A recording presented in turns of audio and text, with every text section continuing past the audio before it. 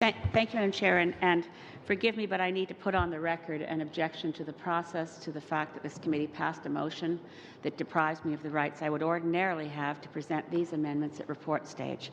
And I know that you individually did not intend to increase my workload, deprive me of my rights, and pass a motion that essentially requires me to be here rather than giving me an opportunity. But I place my objection on the record and move to put forward the amendment which is deemed to have been moved because I have no rights here except for the motion you passed that makes me be here. So I apologize for complaining about the nature of the manipulation. The amendment I'm putting forward deals with the issue of the size of the vessel.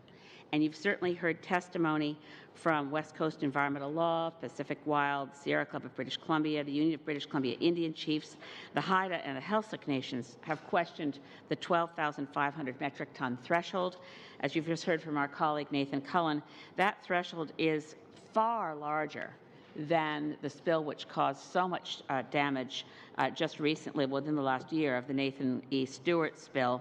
That was a real threat to the Heiltsuk community and nation.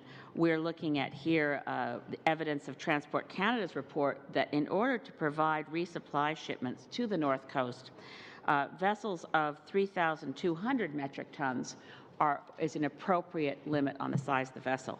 I do want to say that, by the way, I overall welcome C-48.